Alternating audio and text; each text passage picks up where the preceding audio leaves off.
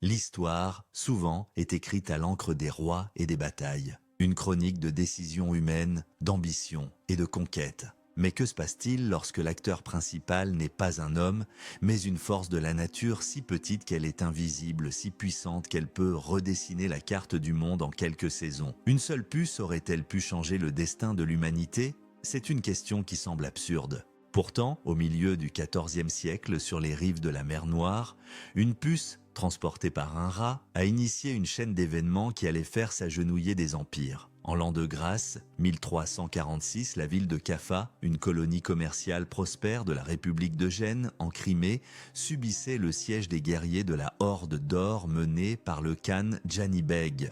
Le siège s'éternisait, la frustration montait dans le camp des assiégeants. Mais un allié inattendu et terrible s'était invité dans leurs rangs. Une maladie foudroyante, inconnue, qui couvrait les corps de bubons noirs et apportait la mort en quelques jours. Les soldats du khan mouraient par milliers. La victoire militaire devenait impossible. C'est alors que Janibeg, dans un acte de génie malveillant ou de pur désespoir, prit une décision qui allait entrer dans les annales de l'horreur.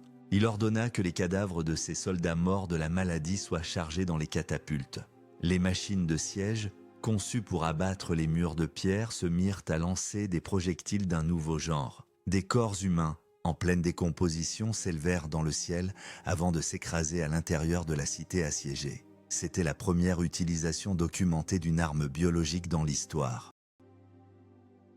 Les défenseurs génois, horrifiés, se dépêchèrent de jeter les cadavres par-dessus les remparts, dans la mer. Mais il était trop tard. L'air était déjà vicié, l'eau contaminée, et le passager invisible avait déjà trouvé de nouveaux hôtes.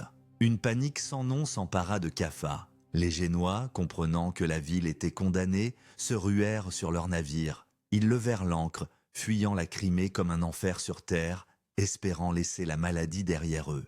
Ils ne savaient pas qu'ils l'emportaient avec eux, nichés dans les cales sombres de leurs galères, voyageant à bord des rats noirs qui infestaient chaque navire. Ces vaisseaux, fuyant la mort, devinrent des incubateurs flottants, des galères de la mort, naviguant vers une Europe qui ne se doutait de rien. En octobre 1347, 12 de ces navires accostèrent dans le port sicilien de Messine. La foule qui se pressa sur les quais pour accueillir les marins assista à un spectacle d'épouvante. La plupart des hommes à bord étaient déjà morts. Les quelques survivants étaient délirants, couverts de furoncles sombres de la taille d'un œuf, secoués par la fièvre et crachant du sang. Ils moururent en quelques heures sous les yeux pétrifiés des habitants. Les autorités portuaires, dans un réflexe de terreur, ordonnèrent aux navires de repartir immédiatement. Mais, encore une fois, il était trop tard. Le mal était descendu à terre. Il se propagea avec la rapidité d'un feu de forêt dans une plaine desséchée, de Messine à Gênes, puis à Venise, à Marseille. Chaque port touché devenait un nouveau foyer d'infection. Les rats, descendus des navires, se mêlaient à la population locale de leurs congénères et avec eux les puces porteuses du bacille mortel. La médecine de l'époque était totalement démunie. Les médecins, s'appuyant sur les théories d'Hippocrate et de Galien, parlaient de miasme, d'un air corrompu, d'un déséquilibre des 4 humeurs corporelles, le sang, la phlegme, la bile jaune et la bile noire. Ils recommandaient des saignées, des purges, l'inhalation de parfums de fleurs et d'herbes aromatiques. Rien ne fonctionnait. La maladie se riait de leurs potions et de leurs incantations. Elle frappait au hasard, sans distinction de rang, d'âge ou de piété. Un homme pouvait se coucher en parfaite santé et être mort avant le lever du soleil. Le monde connu semblait s'effondrer. La terreur primitive, la peur de l'inconnu, s'installa dans les cœurs. Comment combattre un ennemi qu'on ne peut ni voir, ni nommer, ni comprendre? Un ennemi qui transforme votre voisin en cadavre en une poignée d'heures. L'Europe médiévale, si fière de ses cathédrales, de ses universités et de ses armées, se retrouvait nue et impuissante face à un murmure venu de l'Orient. Un murmure qui allait bientôt se transformer en un cri d'agonie universelle. Les rois construisaient des empires et l'Église un chemin vers le ciel. Mais une minuscule puce s'apprêtait à construire un nouveau monde sur les os des uns et des autres. Face à un navire de mourants qui approche de votre port, que dicterait votre conscience ? Tenter de secourir les quelques survivants au risque de tout perdre ou protéger votre communauté en les condamnant? Partagez votre terrible choix dans les commentaires. Les autorités siciliennes avaient chassé les navires maudits, mais elles n'avaient de fait que disperser les graines de la mort le long des routes commerciales les plus fréquentées du monde. L'hiver de l'an 1347 ralentit à peine la progression de l'épidémie. Au printemps suivant, alors que le continent se réveillait, le fléau explosa avec une violence inouïe. L'Italie, carrefour du commerce méditerranéen, fut la première à être consumée. Des villes comme Florence, Sienne ou Venise, joyaux de la civilisation, devinrent des mouroirs à ciel ouvert. Le poète Boccace, témoin oculaire de l'horreur à Florence, a laissé un témoignage glaçant dans son Décaméron. Il décrit des rues jonchées de cadavres, abandonnés là où ils étaient retombés. Les fosses communes, creusées à la hâte, ne suffisaient plus. On empilait les corps dans des tranchées, couche après couche, comme on empile la marchandise dans la cale d'un navire. Le vernis de la civilisation, si patiemment appliqué pendant des siècles, se craquela et vola en éclats en l'espace de quelques mois. Les liens les plus sacrés, ceux de la famille, se désintégrèrent. La peur était si grande, écrit Boccace, que le frère abandonnait le frère, l'oncle le neveu, la sœur le frère, et souvent la femme son mari. Et chose plus incroyable encore, les pères et les mères refusaient de soigner leurs propres enfants, comme s'ils ne leur appartenaient pas. Imaginez-vous dans une telle situation. Seriez-vous capable de conserver votre humanité alors que le monde autour de vous s'effondre? Les riches et les nobles furent les premiers à fuir les villes infectées, se réfugiant dans leurs villas à la campagne, espérant que l'air pur les protégerait. Mais la peste voyageait aussi. Elle suivait les routes, les rivières, transportée par les réfugiés, les marchands, les pèlerins. Aucune muraille n'était assez haute pour l'arrêter. Les villes, autrefois symboles de prospérité et de culture, devinrent des pièges mortels. Les portes se fermèrent, mais la maladie était déjà à l'intérieur. Les rues se vidèrent, à l'exception des charrettes qui passaient en grinçant pour ramasser les morts, et des pillards qui s'introduisaient dans les maisons abandonnées, volant les biens des défunts au risque de contracter le mal à leur tour. L'ordre social s'effondra complètement. Les lois n'étaient de plus respectées, les magistrats et les notaires étaient morts ou avaient fui. Chacun était libre de faire ce qui lui plaisait. Dans ce chaos apocalyptique, des mouvements de ferveur religieuse extrême virent le jour. Le plus spectaculaire fut celui des flagellants.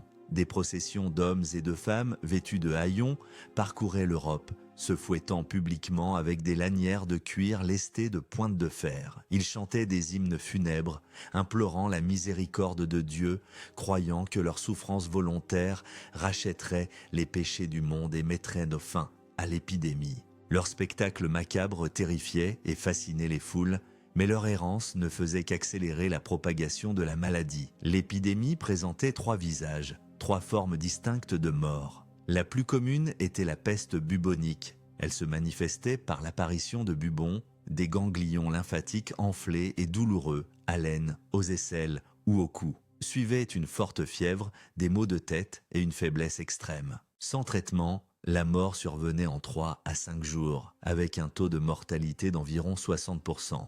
Puis, il y avait la peste pneumonique. Le bacille infectait directement les poumons. Elle se transmettait par les gouttelettes de toux, d'homme à homme, sans l'intermédiaire des puces. Les symptômes étaient une toux sanglante et des difficultés respiratoires. La mort était presque certaine, souvent en moins de 48 heures. Enfin, la plus rare et la plus foudroyante, la peste septicémique. La bactérie envahissait la circulation sanguine. La mort survenait en quelques heures, parfois avant même l'apparition de symptômes évidents. Le sang de la victime noircissait sous la peau, ce qui valut à la maladie son nom le plus tristement célèbre, la mort noire. En une seule saison, un monde qui se croyait stable et ordonné fut mis sens dessus dessous. Les gens ne mouraient plus dans leur lit, entourés de leurs proches, après avoir reçu les derniers sacrements. Ils mouraient dans la rue, seuls, leur corps rejoignant des montagnes d'anonymes. La mort n'était plus un passage, mais une faucheuse industrielle et impersonnelle. De l'Italie, la vague de mort déferla sur la France. Avignon, alors siège de la papauté, fut touchée avec une violence extrême. Puis ce fut le tour de Paris, de l'Espagne, du Portugal. Le continent entier entrait dans une danse macabre dont l'issue semblait être l'anéantissement total. La civilisation n'est qu'une promesse fragile que les vivants se font les uns aux autres.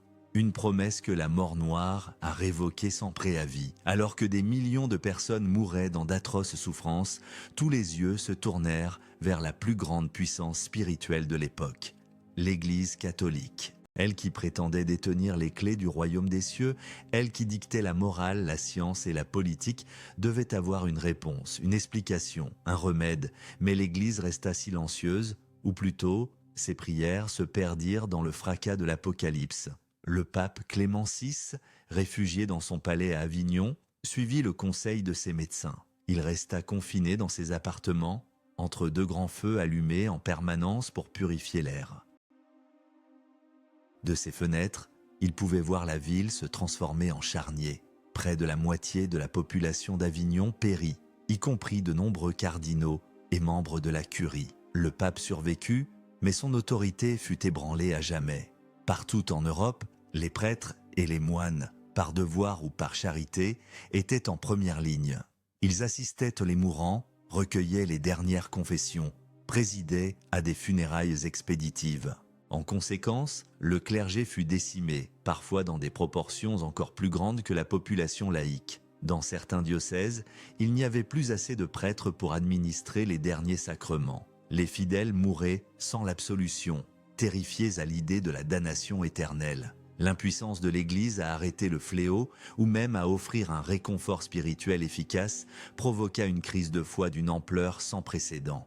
Les prières, les processions, les messes, l'exposition des reliques les plus sacrées, rien ne semblait fonctionner. Dieu était-il sourd ou était-ce sa colère, un châtiment divin pour les péchés de l'humanité? Cette explication fut la plus répandue. Les prédicateurs itinérants haranguaient les foules, dénonçant la luxure, l'avarice, l'orgueil. Mais si la peste était une punition, pourquoi frappait-elle aussi les innocents, les enfants, les religieux dévoués? Pourquoi semblait-elle si aveugle et si arbitraire? Le doute commença à s'insinuer dans les esprits. Si Dieu est tout-puissant et bon, comment peut-il permettre une telle horreur? C'est une question qui allait saper les fondements théologiques du Moyen-Âge. Dans leur désespoir et leur besoin de trouver un sens au chaos, les populations cherchèrent des coupables plus tangibles. Et la cible fut vite trouvée, les Juifs. Des rumeurs absurdes et malveillantes commencèrent à circuler. On les accusa d'avoir empoisonné les puits et les fontaines pour exterminer les chrétiens. La paranoïa se mua en hystérie collective. De la France à l'Allemagne, en passant par la Suisse et l'Espagne, des vagues de pogroms d'une violence inouïe déferlèrent sur les communautés juives. Des milliers de personnes furent torturées pour avouer des crimes qu'elles n'avaient pas commis, puis brûlées vives sur des bûchers publics. À Strasbourg, en février 1349, près de 2000 juifs furent massacrés en un seul jour. Le pape Clément VI lui-même publia 2 bulles pontificales déclarant les Juifs innocents et menaçant d'excommunication ceux qui les persécutaient, rappelant qu'ils mouraient de la peste tout comme les chrétiens. Mais sa voix fut à peine entendue. La folie meurtrière était plus forte que la raison ou la foi. Ces massacres furent l'un des chapitres les plus sombres de cette période déjà tragique. Ils révélèrent à quel point la peur peut transformer des voisins en monstres. La crise de la foi ne se manifesta pas seulement par la violence. Elle engendra aussi de nouvelles formes de spiritualité. Des doctrines considérées comme hérétiques gagnèrent en popularité, affirmant que l'Église institutionnelle, avec sa richesse et sa corruption, était la véritable cause de la colère divine. Un sentiment anticlérical se développa. Les gens commencèrent à chercher une relation plus directe, plus personnelle avec Dieu, sans l'intermédiaire d'un clergé qui avait prouvé son impuissance. La mort noire n'a pas seulement tué des corps, elle a assassiné des certitudes. La certitude d'un Dieu protecteur, la certitude d'une Église infaillible, la certitude d'un monde ordonné. Des cendres de cette foi brisée allait naître une nouvelle façon de penser, plus critique, plus humaine, qui porterait en germe la réforme et la renaissance. Quand Dieu est silencieux, le diable apprend à parler avec 1000 voix différentes. L'épidémie, après avoir ravagé le sud de l'Europe, poursuivit sa marche inexorable vers le nord. À l'été de l'an 1348, elle traversa la Manche et frappa l'Angleterre. Elle arriva par le port de Melcombe-Régis dans le Dorset, probablement à bord d'un navire venu de Gascogne. Les chroniques de l'époque la baptisèrent la Grande Mortalité. Le nom était tragiquement approprié. En l'espace de 18 mois, la peste balaya l'ensemble du royaume, des côtes du sud aux confins de l'Écosse. Les estimations des démographes historiques varient, mais le consensus est effrayant. Entre 40 et 60% de la population anglaise périt. Des villes comme Londres, Norwich ou Bristol perdirent plus de la moitié de leurs habitants. Mais c'est dans les campagnes que l'impact fut peut-être le plus visible. Des villages entiers furent rayés de la carte. On les appelle aujourd'hui les villages perdus. Des communautés qui avaient de prospérer pendant des siècles se sont simplement éteintes. Les quelques survivants, s'il y en avait, sont partis et la nature a lentement repris ses droits sur les chaumières et les églises. Les archéologues retrouvent aujourd'hui les traces de ces hameaux fantômes, témoignages silencieux de l'ampleur de la catastrophe. La mort n'épargnait personne. La princesse Jeanne, fille du roi Édouard III d'Angleterre, en route pour épouser Pierre de Castille, fit escale à Bordeaux, qui était alors un foyer majeur de l'épidémie. Elle contracta la maladie et mourut en quelques jours. Le roi, dévasté, écrivit une lettre où il exprimait son chagrin, mais aussi sa soumission à la volonté de Dieu. Si même une princesse royale ne pouvait être protégée, quel espoir restait-il pour le commun des mortels ? L'économie du royaume fut paralysée. Les champs retournèrent à l'état sauvage, envahis par les ronces, car il n'y avait plus assez de paysans pour les labourer et moissonner les récoltes. Le bétail errait sans surveillance. Dans les villes, les ateliers se turent, les artisans étant morts à leurs établis. Le commerce s'arrêta. Le prix des denrées alimentaires s'effondra d'abord, faute d'acheteurs, avant de flamber à cause de la pénurie de main-d'œuvre. C'était un effondrement systémique.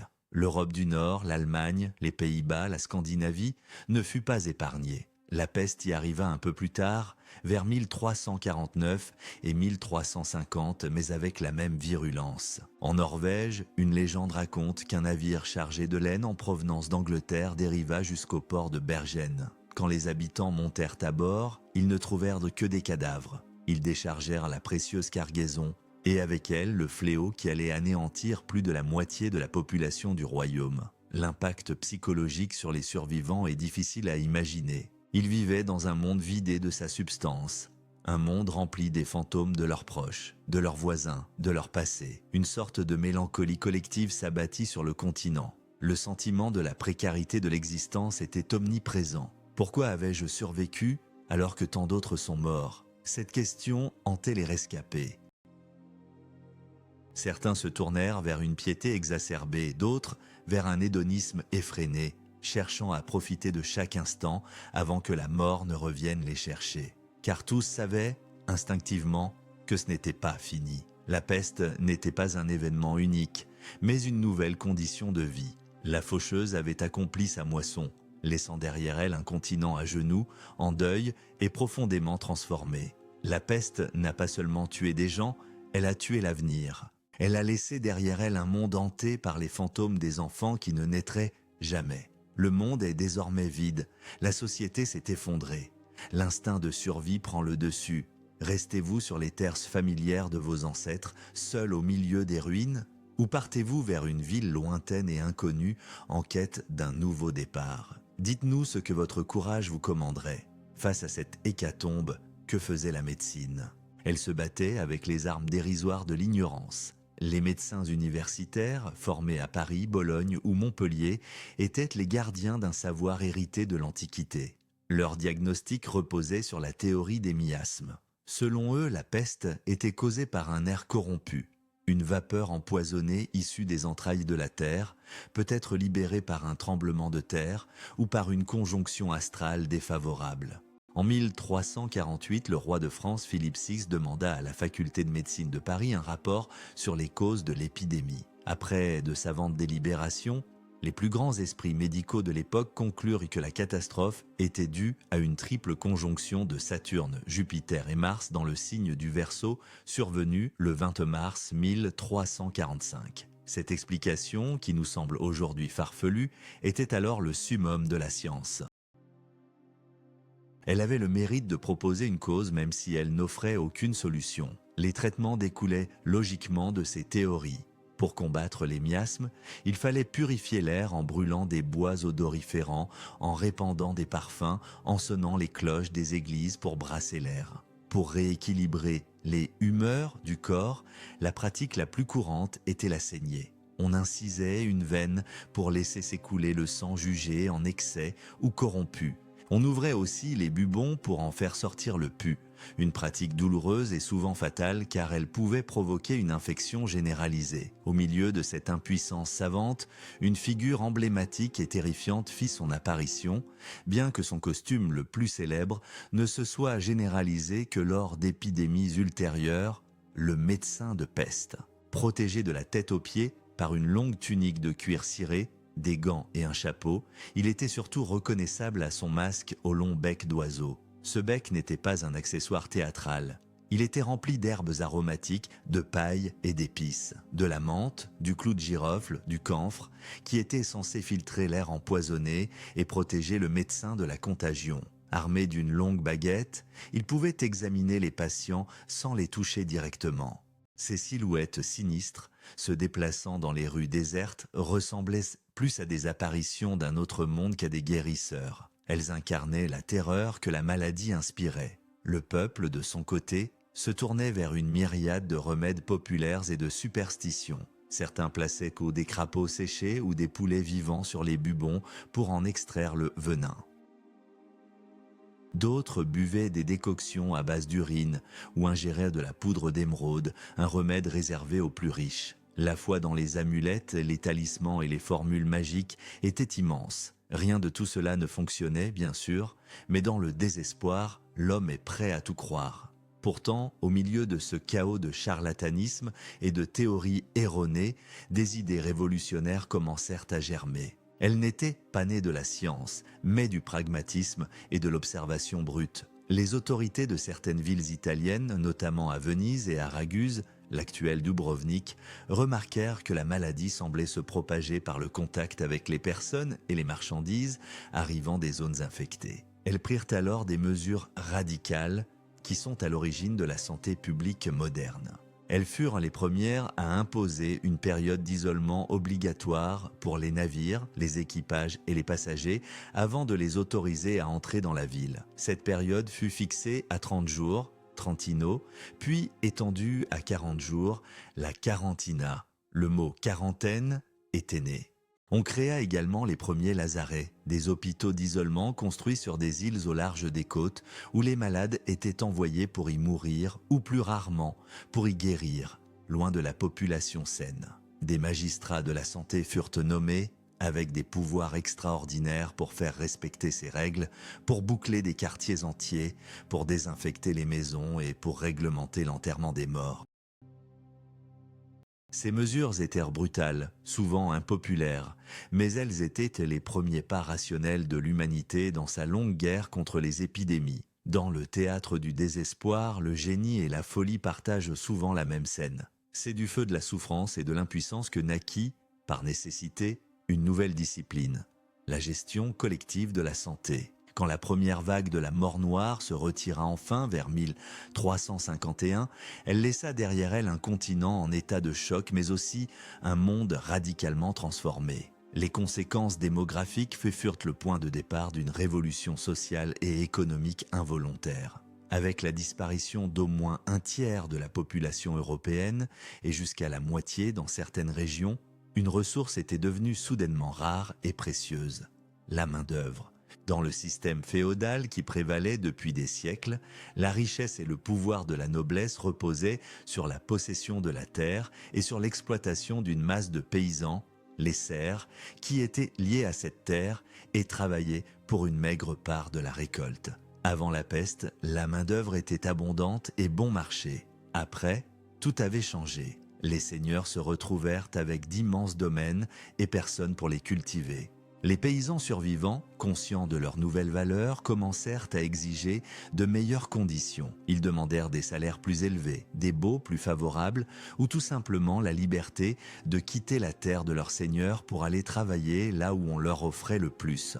Les salaires des artisans et des ouvriers dans les villes s'envolèrent également. Pour la première fois de l'histoire, les travailleurs avaient un pouvoir de négociation.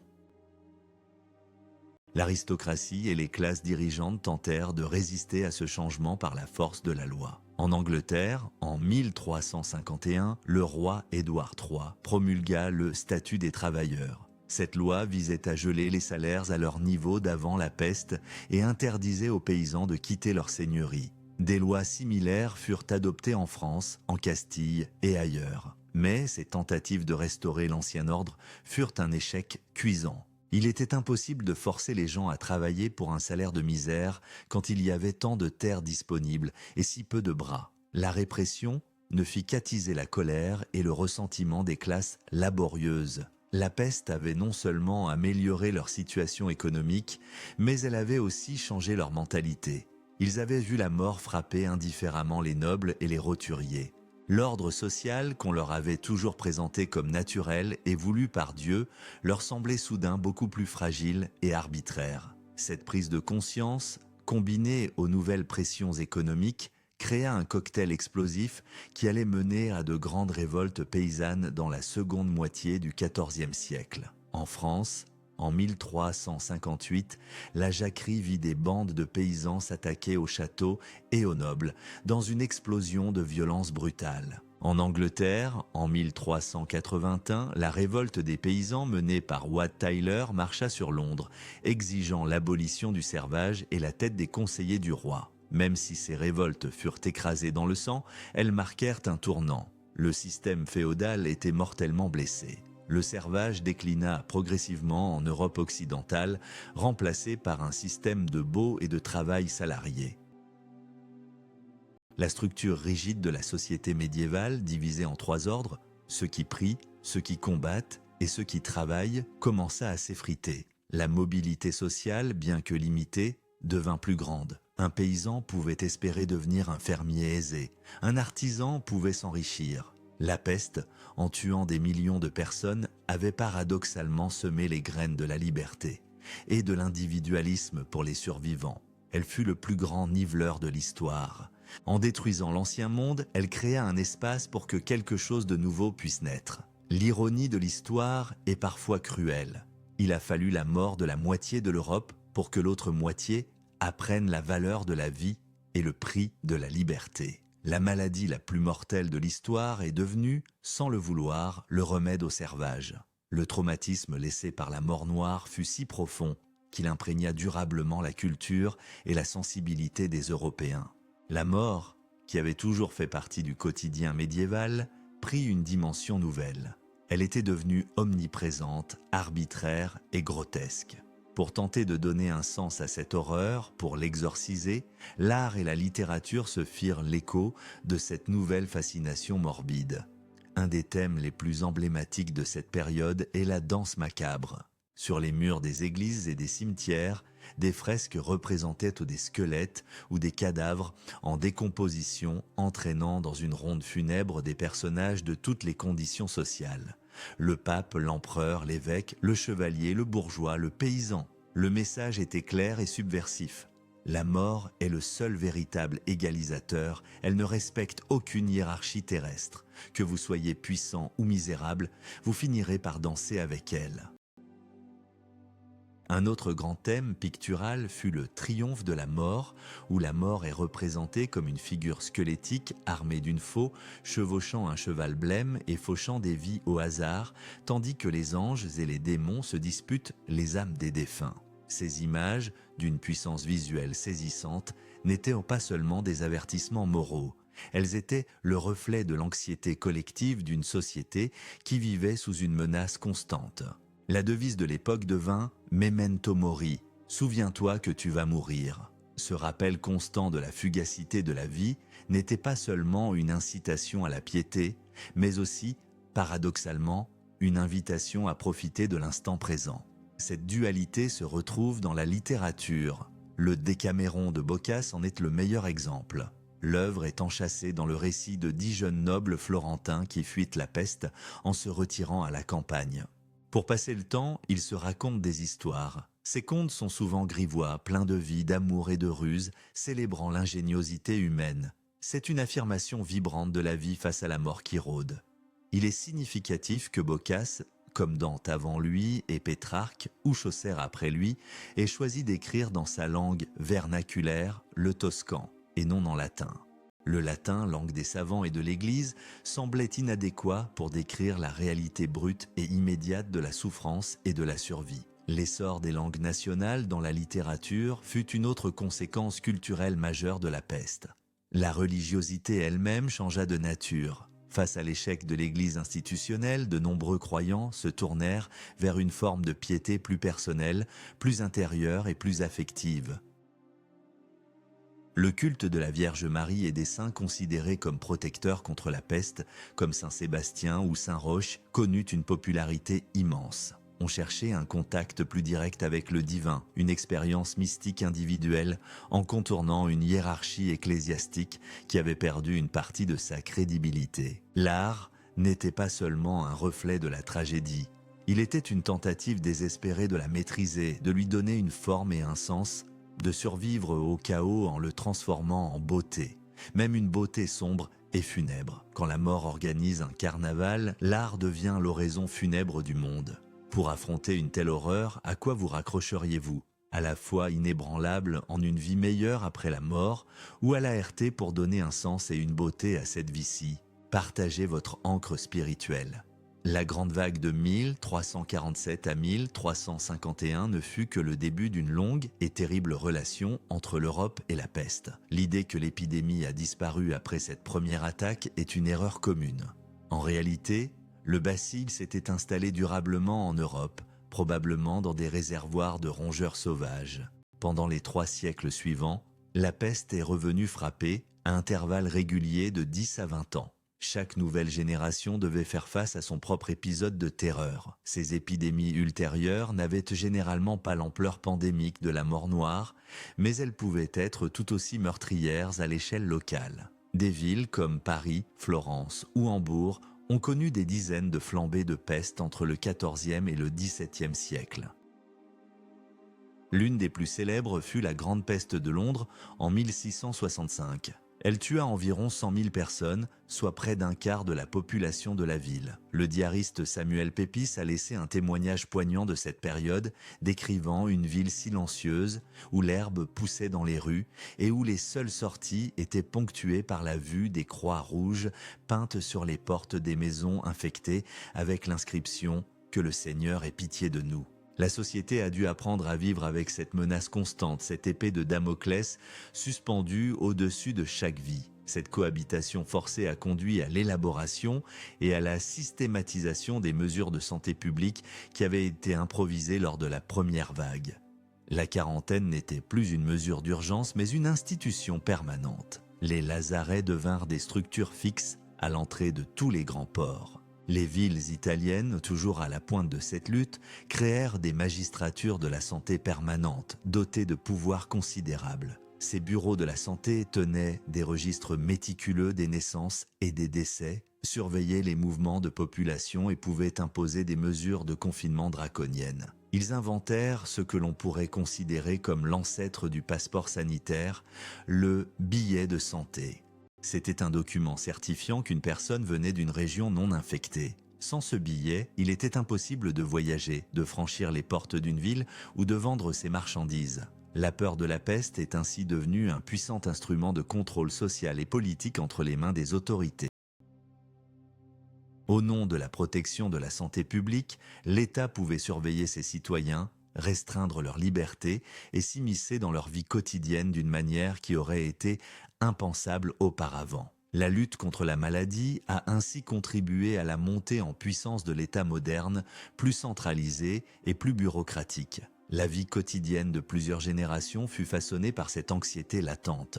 Les gens prenaient des précautions qui nous sont devenues familières. Ils évitèrent les foules, se méfiaient des étrangers, pratiquaient une forme de distanciation sociale. Les testaments étaient souvent rédigés avec une clause spécifiant ce qu'il fallait faire en cas de mort par la peste. La maladie a imprégné le langage, les coutumes, l'urbanisme. on a commencé à chercher des moyens d'assainir les villes, de mieux gérer les déchets, d'améliorer la circulation de l'air. La peur est une souveraine plus patiente que n'importe quel roi, et sa bureaucratie est éternelle. L'Europe a vécu pendant plus de 300 ans dans l'ombre de la peste, s'adaptant, innovant, mais surtout apprenant à survivre dans un monde où la mort pouvait frapper n'importe qui, n'importe quand, sans crier gare. Cette longue période de peur chronique a laissé une cicatrice indélébile dans la psyché collective, une mémoire de la fragilité qui ne s'effacerait que très lentement. Puis, au début du XVIIIe siècle, quelque chose d'étrange se produisit. La peste commença à se retirer. La grande épidémie de Marseille, en 1720, fut la dernière flambée majeure en Europe occidentale. Après cela, les apparitions de la maladie devinrent de plus en plus rares et localisées avant de disparaître presque complètement du continent. Pourquoi ? Les historiens et les scientifiques débattent encore des raisons exactes de ce recul. Plusieurs facteurs ont probablement joué un rôle. L'amélioration des pratiques de quarantaine et de contrôle sanitaire a certainement contribué à limiter la propagation. Certains suggèrent un changement écologique. Le rat noir, Rattus ratu, principal hôte des puces infectées, qui aimait vivre au contact des humains, aurait été progressivement supplanté par le rat brun, Rattus norvegicus, plus gros, plus agressif, et qui préfère vivre dans les égouts, plus loin des habitations. D'autres avancent l'hypothèse d'une évolution du bacille lui-même, qui serait devenu moins virulent, ou d'une meilleure résistance immunitaire acquise par la population européenne après des siècles d'exposition. Quelle que soit la raison, la terreur vivante qui avait hanté l'Europe pendant des siècles s'estompait. Avec le temps, elle se transforma en un souvenir, puis en une note de bas de page dans les livres d'histoire. Le siècle des Lumières, au XVIIIe siècle, avec son culte de la raison et du progrès, regardait avec un certain dédain le Moyen-Âge, considéré comme une période obscure de superstition et d'ignorance. La peste n'était plus qu'un exemple de cette barbarie passée, un mal que la science et l'hygiène moderne avaient vaincu. Au XIXe siècle, le mouvement romantique développa une fascination pour le Moyen-Âge, mais c'était une vision idéalisée, chevaleresque. La peste n'y figurait plus que comme un décor sombre et théâtral, vidé de sa réalité viscérale. Il fallut attendre la fin du XIXe siècle pour que le mystère de la mort noire soit enfin percé. En 1894, lors d'une épidémie de peste à Hong Kong, un bactériologiste franco-suisse, Alexandre Yersin, un élève de Louis Pasteur, réussit à isoler l'agent pathogène responsable de la maladie. Il découvrit un bacille qu'il nomma Pasteurella pestis en l'honneur de son maître. Il sera plus tard rebaptisé Yersinia pestis en son propre honneur. Peu de temps après, le chercheur français Paul-Louis Simon établit le rôle de la puce du rat dans la transmission de la maladie. Le voile était enfin levé. L'ancien fléau de l'humanité, le châtiment divin, la vapeur miasmatique, avait enfin un nom, une identité scientifique. Ce n'était pas la colère de Dieu, mais un micro-organisme. Cette découverte fut un tournant capital. Elle marqua le triomphe de la méthode scientifique sur des siècles de peur et de superstition. La peste fut désenchantée, démystifiée, l'ennemi invisible était devenu un objet d'étude concret que l'on pouvait observer au microscope, cultiver en laboratoire et à terme combattre avec des vaccins et des antibiotiques. Le monstre qui avait fait trembler des civilisations entières était réduit à sa juste proportion, celle d'une bactérie. La science n'a pas tué le monstre, mais en allumant la lumière, elle a montré qu'il n'était qu'un microbe, et cela a suffi à chasser les fantômes. La terreur mystique se mua en un problème de santé publique. Et la grande peste, ce cataclysme qui avait remodelé le monde, quitta le domaine de la peur pour entrer définitivement dans celui de l'histoire. Quel est donc l'héritage final de la mort noire ? Ce fut bien plus qu'une simple catastrophe démographique. Ce fut un accélérateur de l'histoire, un architecte impitoyable qui a dynamité les fondations du Moyen-Âge et jeté, sur un sol jonché de cadavres, les bases de l'ère moderne. Sans la désintégration du système féodal provoqué par la pénurie de main-d'œuvre, l'ascension d'une nouvelle classe de marchands et d'artisans libres aurait-elle été aussi rapide ?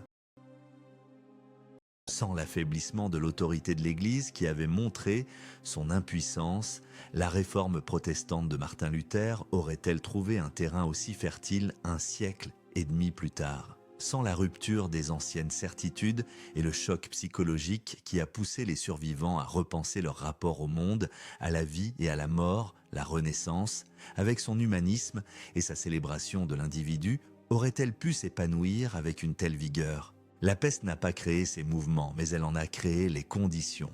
Elle a déblayé le terrain, brisé les anciennes structures et forcé l'humanité à se réinventer. L'histoire ne se répète pas, mais elle rime dans les fléaux et les paniques. Le plus troublant est de constater à quel point son écho résonne encore aujourd'hui. Les parallèles avec les pandémies modernes sont frappants et nous invitent à l'humilité. La vitesse fulgurante de propagation le long des routes commerciales mondialisées. La circulation de fausses nouvelles et la recherche de boucs émissaires pour expliquer l'inexplicable. Le conflit entre les connaissances scientifiques et les préjugés populaires. L'héroïsme des soignants en première ligne. L'impact dévastateur sur l'économie mondiale et les tensions sociales qui en découlent. Les débats sur les restrictions de liberté au nom de la santé publique. Le récit de la mort noire n'est pas une histoire ancienne et poussiéreuse.